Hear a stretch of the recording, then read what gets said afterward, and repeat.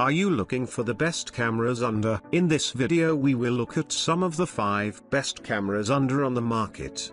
Before we get started with our video, number 1, Canon EOS R10. It isn't the cheapest option for beginners, but we think the Canon EOS R10 is the best camera for those starting their photographic journey. Spiritual successor to Canon's popular mid-range DSLRs, the EOS R10 has 2 standout skills: impressive subject tracking, autofocus, and speedy 15 fps burst shooting, which was previously unheard of at this price. Both combine nicely to make the EOS R10 a versatile little camera for shooting all kinds of subjects, from portraits to speeding pets. During our autofocus testing, which we conducted on cats, deer and a rapid cockapoodle, the R10 found and tracked subject size very well, with 15 fps burst speeds producing a decent hit rate. While it isn't a compact camera, the EOS R10 is lightweight at 429 grams and has a deep grip that makes it well balanced in the hand with all kinds of lenses. Unfortunately, the EOS R10 doesn't yet have many native lenses, just 2 at the time of writing, and lacks in-body image stabilization. But if you're happy to buy some of the many full-frame RF lenses that work well with the camera, or adapt old ones using an FOSR adapter, then it's a versatile sidekick that's ideal for fledgling snappers. Number 2, Sony A7R V. The Sony A7R V takes up the mantle from the A7R IV as Sony's sharpest full-frame mirrorless camera. As we found in our review, it also solves several of the A7R IV's drawbacks to become a more complete professional camera. A new 61MP sensor and Bayern's XR processor team up to deliver remarkably detailed stills. 8 stops of image stabilization made it easy to shoot handheld in testing, too. We were also impressed by the effectiveness of real time recognition of. It's not perfect, but it can generally detect a range of subjects and capture them crisply. From our time with the A7R V,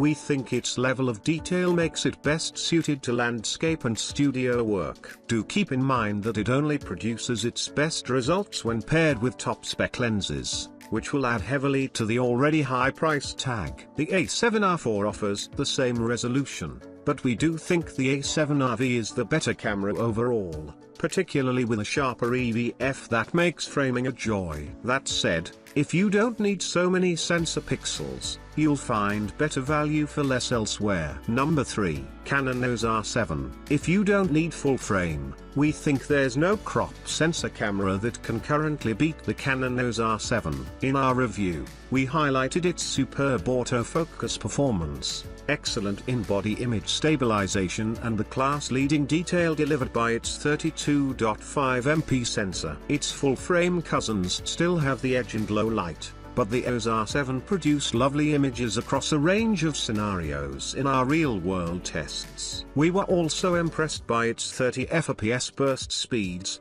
which make it a great choice for sports and wildlife enthusiasts. Our tests also found the EOS R7 a nice camera to hold and use, with a decent grip and generous spread of direct access controls. Dual UHS 2 card slots are a welcome bonus, while the ability to record uncropped 4K/60p video output makes the EOS R7 a tidy all-rounder.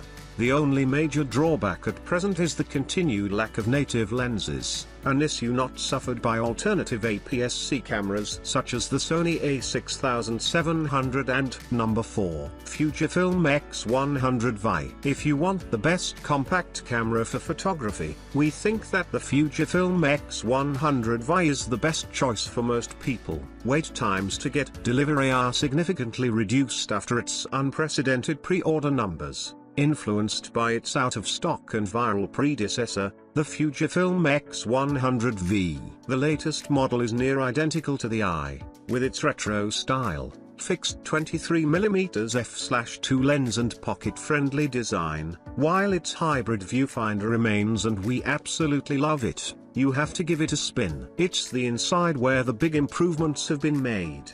The X100VI boosts resolution to 40MP. Plus it adds in-body image stabilization for the first time in the X100 series, arguably the most needed feature for this street photography camera. You also get Fujifilm's best autofocus, borrowed from the Fujifilm X-T5. Number 5. Nikon D7500. This list is dominated by mirrorless cameras, but if you still prefer the benefits of DSLRs, namely, their handling, superior battery lives and value, then we think the Nikon D7500 is the best one around for beginners and enthusiasts alike. It's the only remaining Nikon camera of its kind with APS-C sensor that's still available new, offering a 20.9 MP sensor with excellent low light performance, and superb handling, namely its tilt touch screen, rugged build, large optical viewfinder,